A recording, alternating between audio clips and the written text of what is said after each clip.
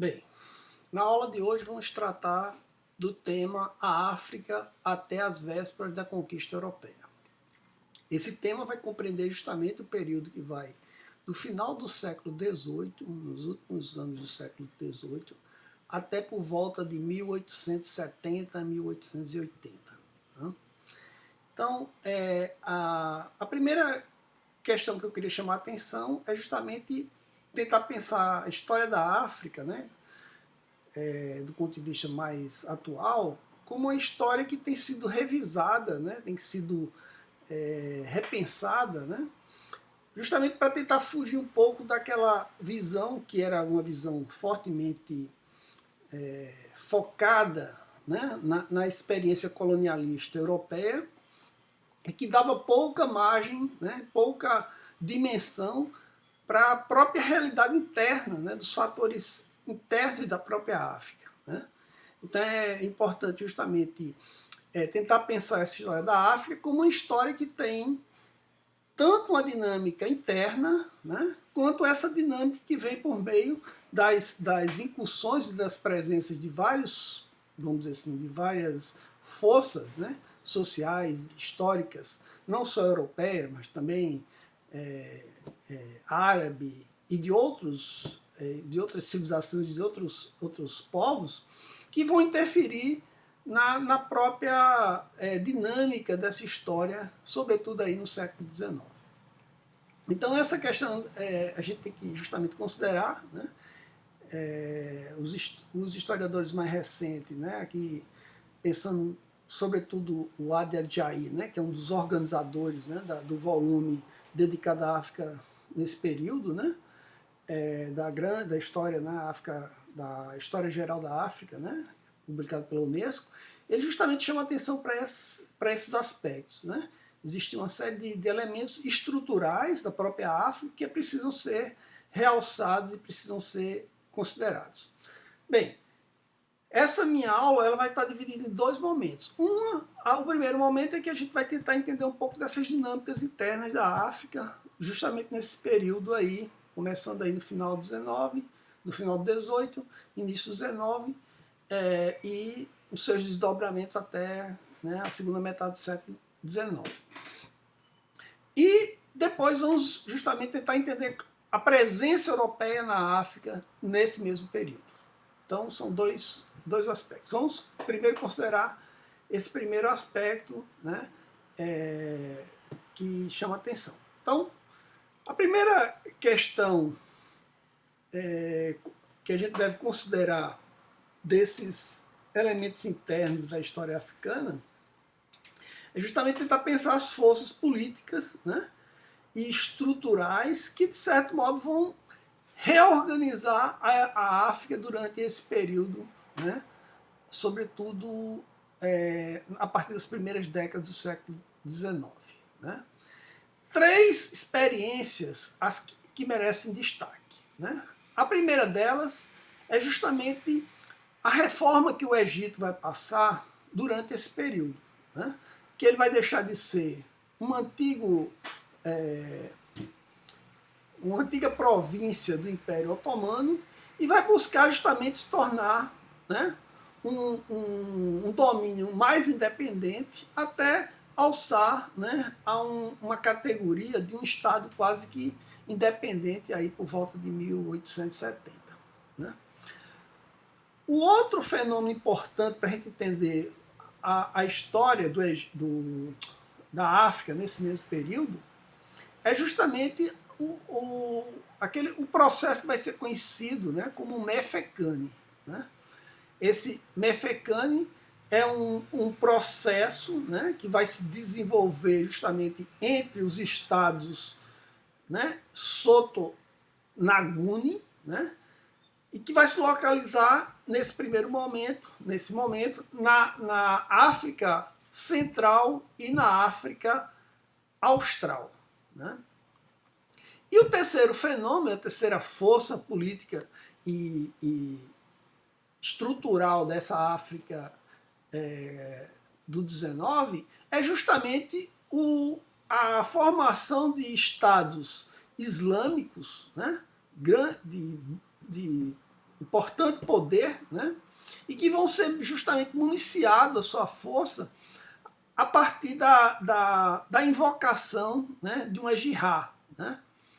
Então isso vai ocorrer justamente entre os estados na África Ocidental e mais especificamente entre um domínio que vai ser discutido, que é o do Califato de Socoto.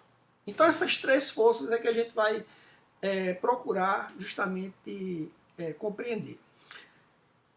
A primeira questão, considerando essas três forças, é mostrar que durante esse período a África conseguiu desenvolver uma força, né, uma estrutura com esses estados e com outros que aqui não vai ser mencionado, que permitiu justamente criar, né, estruturas estatais fortes, capazes de até, de algum modo, se colocar à frente, ou se colocar contra, né, as invasões que se tornaram em curso, né, sobretudo a partir de 1870. E essas forças só podem ser possíveis justamente porque houve mudanças estruturais, tanto na estrutura social, econômica e política desses estados, dessas formas de organização africana. O historiador Adi Ajayi, ele vai falar de que houve, nesse contexto, uma espécie de revolução na política africana, né? Ela substituiu as antigas formas de poder, que ainda estavam baseadas em certas estruturas, né, tradicionais, clânicas, né, étnicas, para a formação de estados com muito mais poder e muito mais com poder muito mais centralizado e reunindo, né, uma diversidade de sociedades e de grupos como nunca antes tinha ocorrido, né? Bem, então vamos primeiro falar um pouco do Egito, né, que talvez seja a experiência mais, vamos dizer assim, importante, de maior volume, né, nesse contexto na África, né?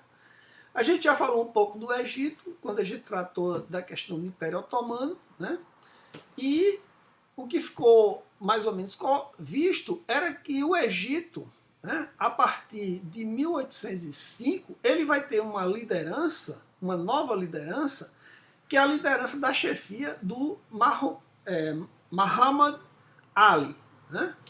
O Muhammad Ali, ele vai introduzir, né, no Egito uma dinastia, né, que vai, durante décadas, vai se manter no poder, né, o seu filho, depois neto, né, e sucessivamente, e que vai dar uma certa estabilidade, uma certa coesão no governo egípcio, né?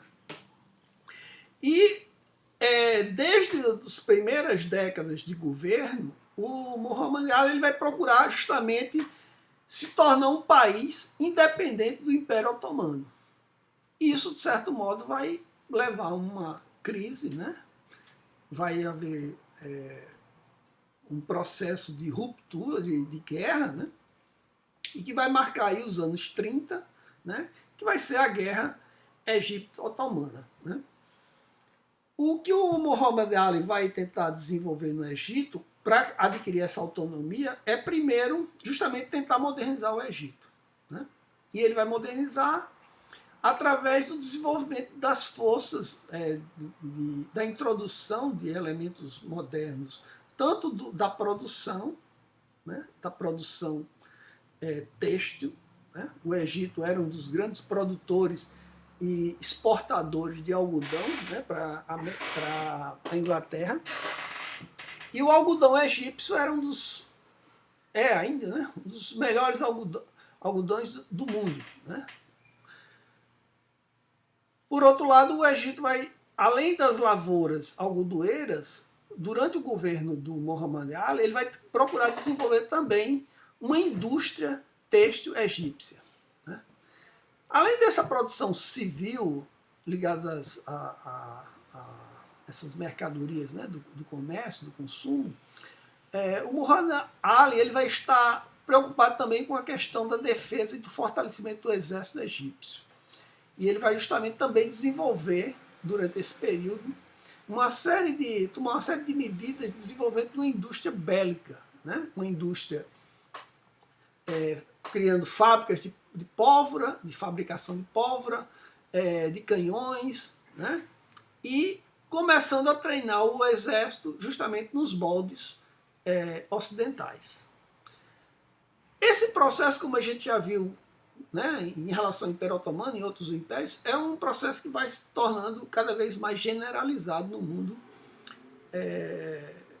como um todo, né? E o fortalecimento desse exército vai estar associado, no caso por o Muhammad Ali, a uma política de intervenção, uma política de expansão. E essa política de expansão ela vai se dar justamente no sul do Egito, com a invasão do Sudão, né, e a busca justamente até de dominar a região da Abissínia, né? Bem, essas inovações do Ali vai justamente ser barrada, ou pelo menos atenuada, com o Tratado de Londres, justamente depois da derrota na guerra, né, otomana, egípcio-otomana, né? Depois de assinado o tratado, em 40, né, fica decidido, né, que o Império Egípcio, ou melhor, o Estado egípcio, o governo egípcio, né, ele teria que começar a fazer algumas aberturas para o capital estrangeiro, né, e também começar a assinalar, né, para uma reivindicação que vai se tornar cada vez mais crescente em relação ao Egito, da construção do chamado Canal de Suez. O Canal de Suez, todo mundo já ouviu falar, né, é um canal, né, que liga justamente o Mar Mediterrâneo ao Mar Vermelho, né, e justamente é um canal que passa numa região, num istmo, né, da egípcio. Então esse canal ele vai começado a ser construído justamente a partir desse momento, né?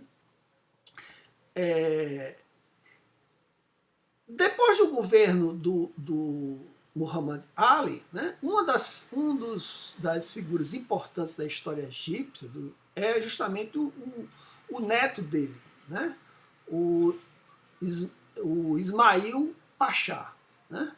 O Ismail Pachá, que era filho do Ibrahim, né, Pachá, né, que foi um dos sucessores do Muhammad Ali, um dos importantes na política expansionista egípcia, o Ismail ele vai dar continuidade a essa política, só que de forma muito mais radical, né? Ele vai aí intensificar essa modernização egípcia, né?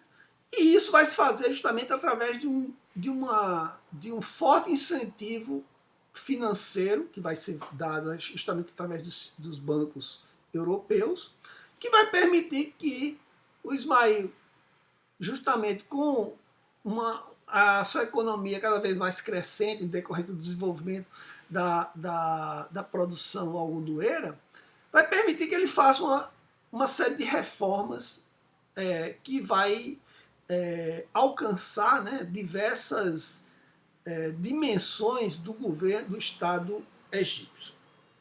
Entre as reformas, elas foram colocadas pelo historiador Martin Merendick da seguinte forma: Ismail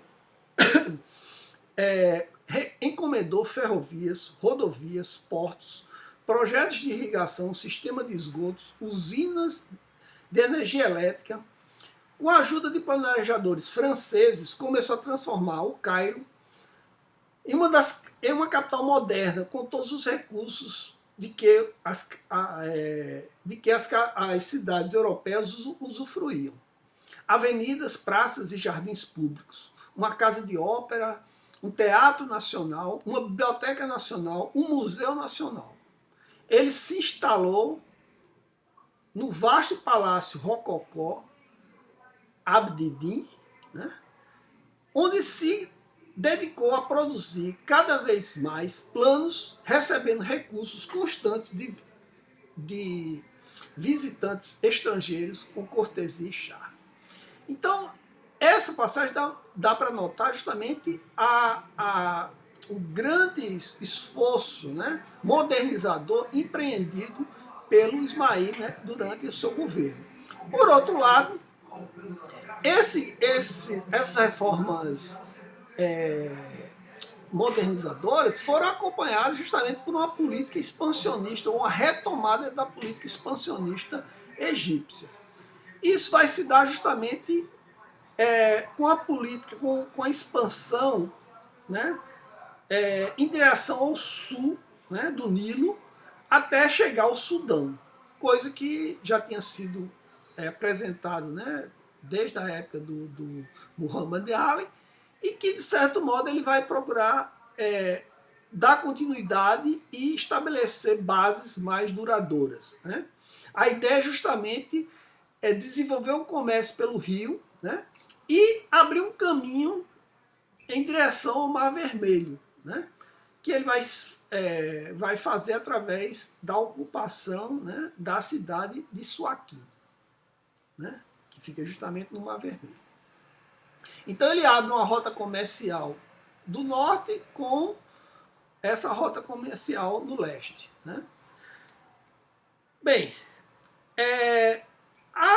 a principal inovação desse governo, sem dúvida, foi a construção do canal, que vai ter uma importância na economia significativamente, né?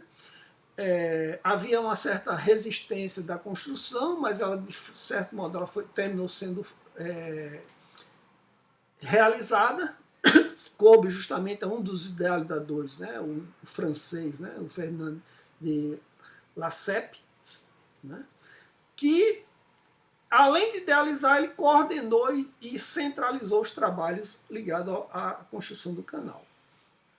Quando o canal foi inaugurado, com pouco tempo o canal já era sucesso. E o volume, né, de comércio, né, de transporte que passou a haver dentro, né, através do canal, foi significativo.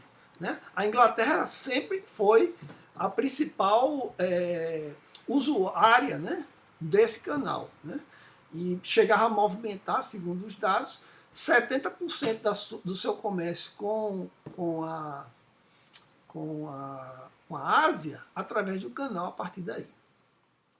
Mas tudo isso, de certo modo, todos os gastos que agora Khedive, né, Ismail tinha construído, tinha feito durante esse período, esses gastos, eles, de certo modo, tiveram um impacto muito forte justamente com aquela crise que a gente já mencionou em relação à Turquia, que foi a crise de 1874, né? Aquela semana negra, né? Que os bancos, e houve uma quebra generalizada do setor bancário. E isso resultou num problema justamente para o governo egípcio. Ele precisava fazer pagamentos e não tinha recursos, né? E, em boa parte, ele teve que vender os seus ativos do próprio canal para tentar saldar algumas dívidas. Isso não melhorou a situação porque os compradores, né, das próprias ações egípcias só queriam comprar no preço muito barato e ele terminou vendendo a preços irrisórios. Ou seja, a situação egípcia se tornou cada vez mais caótica e ela vai se avolumar até os anos 80. Né?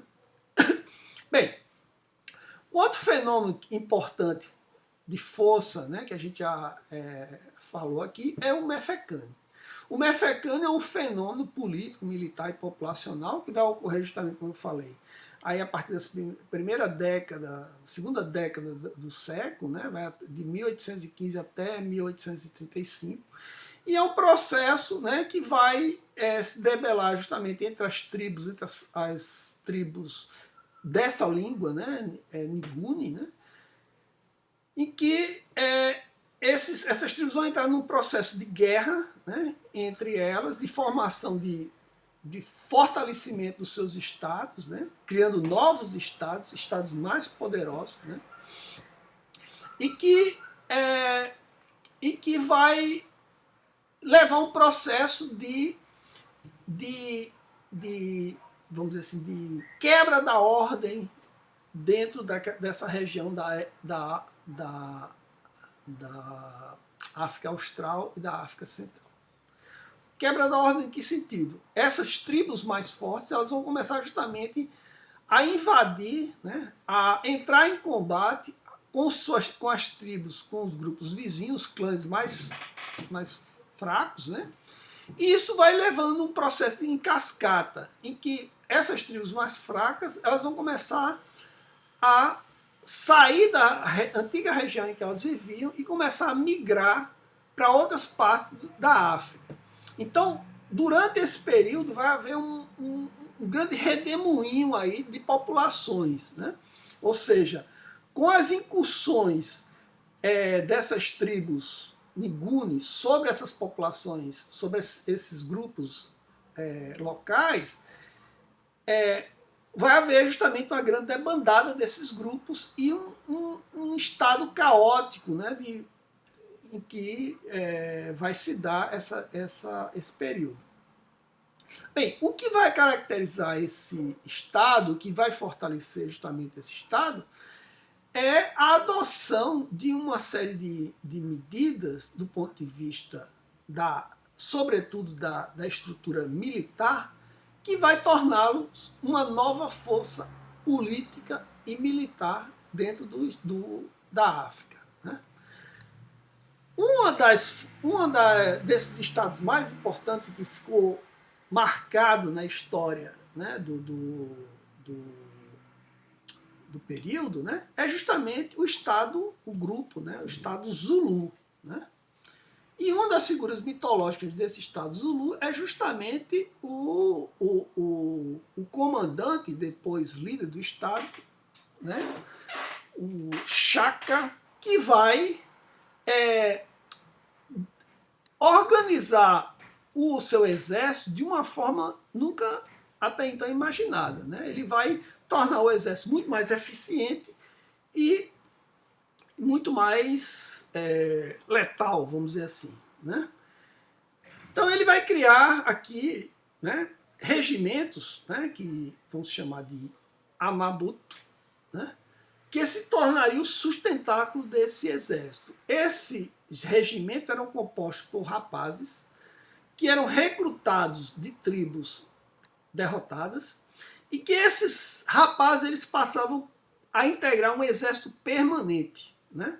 Ou seja, é o surgimento do exército profissional, de combatentes que vivem para combater. Né? Não são mais aquele tipo que até então era comum, e ainda continuava, né, comum, do combatente que combate nas horas vagas, vamos dizer assim. Ele é agricultor e na época da guerra ele pega e se arma e vai para a guerra. Esse não, esses são treinados para combater. Então esses combatentes, esses guerreiros, eles são muito mais eficientes do que os guerreiros de outras tribos. Até mesmo a tecnologia militar, o uso de certas armas, foram justamente pensados para um tipo de luta corpo a corpo. Né? Então eles empregavam vários tipos de estratégias que tornavam essas tribos praticamente imbatíveis. Né? E, além disso, era o exército Niguni, o exército Zulu, era um exército que ele agrupava diversas etnias, diversos povos. E para isso é necessário justamente construir uma unidade identitária entre esses guerreiros. E o Shaka, ele conseguiu fazer, ele criou uma série de rituais, ou pelo menos ele retomou uma série de rituais tradicionais, e também desenvolveu, né, uma série de festividades e ritos, né, que dava, vamos dizer assim, uma uma união, criava uma união, um sentimento de pertencimento entre esses grupos tão diversos. Então isso foi um fator fundamental, né, nas vitórias e na própria fama do Chaka enquanto combatente. No entanto, a história dele é uma história complicada. Né? Ele vai ser futuramente traído pelos próprios irmãos, né? Ele vai ser morto, né? Vai ser esfaqueado. Né? Os dois meios irmãos dele, o Djane e o Malazgana, né? Eles vão tomar o poder, né? Entretanto, o Djane mata o Malagana, né? E se torna agora o novo chefe dos Zulus. O Djane vai ter vai continuar no poder, né, dos Zulus até por volta de 39, né? Quando ele entra em combate com outro dissidente, né, dos Zulus, um também meio-irmão, que vai, com apoio de forças boeres, que depois eu vou tentar explicar, vai derrotar o Djane. Então, assim, a história dos Zulus, pelo menos nesse primeiro momento, é uma história de, ao mesmo tempo, né, de fortalecimento de um Estado forte, né, de um Estado poderoso, que vai ter um papel importante justamente na desorganização ou na reorganização de boa parte da África Austral e Central. E o terceiro elemento que marca aqui a história da África é justamente a presença dos grupos muçulmanos, dos reformadores muçulmanos, nessa região, sobretudo nessa região da África Ocidental. Né? Na região ali que compreende a Nigéria, né? Aquela localidade ali mais em direção ao Saara. Né? Bem, e é nessa região que vai surgir um califato, né? Que é justamente um poder que advém justamente do islamismo, né? Do califa, um poder temporal, né? Que obedece às leis islâmicas, né? Desses grupos, dessas populações que viviam nessa região. Né? Era uma região que já havia sido dominada por vários impérios e vários reinos importantes, né?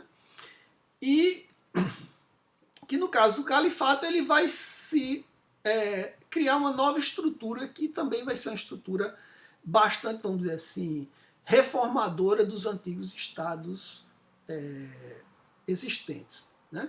O que é que tem de novo aí? Né? A principal questão é justamente a mudança na natureza do poder político desse califado. Né? O califado ele engloba diversas outras unidades, né? Que são os emirados. Né? Então, nos emirados você tem a figura do emir, que é a figura mais poderosa de cada emirado. Cada emirado ele tem uma cultura, é formado por povos e etnias e grupos totalmente diferentes, distintos. E o califato ele vai justamente abarcar essa diversidade de povos sob o seu poder. Né? Muito parecido com o arranjo dos Nguni, dos Zulus. Né? Só que aqui o elemento que vai justamente estabelecer essa unidade vai ser através da religião, né? Da adoção do islamismo e da pregação, né? Dos preceitos do Islã. E é justamente isso. Uma das questões que vai mudar é justamente a estrutura do poder político dos antigos reis. Esses antigos reis, né, vão deixar, né, de existir, né, e vai surgir justamente a figura do emir. Né? Então, o rei, nos estados tradicionais, ele, de certo modo, incorporava tanto elementos do poder político, quanto também elementos do poder religioso e espiritual. Agora vai haver uma separação, por incrível que pareça. O emir é uma figura, vamos dizer assim, a princípio laica. Ele não tem poderes religiosos. No entanto, ele governa a partir da lei islâmica, né? Então, ele é um governo ele não é um governo, vamos dizer assim, escolhido por Deus, né? Ele é escolhido pelos seus pares, né? Mas ele rege o seu poder justamente a partir dos preceitos da lei da Sharia, né? E então essa mudança ela vai ser importante no sentido de que o poder político agora ele não está mais localizado, personalizado na figura dos antigos reis, mas agora na figura desses emis que eram figuras, vamos dizer assim, eleitas por um corpo, pelos seus pares, né? Por uma elite, né? Né? Composta por vários grupos, né? Entre eles grupos familiares antigos, mas também letrados e outros. Né? Bem, o importante é justamente perceber que esse califato ele vai se tornar uma estrutura política e econômica importante, né? Justamente porque vários das riquezas produzidas nos Emirados, elas vão ser canalizadas através de tributos para o califa, que vai se tornar, né, uma figura, né, com poder, né, que até então não se tinha nessa região.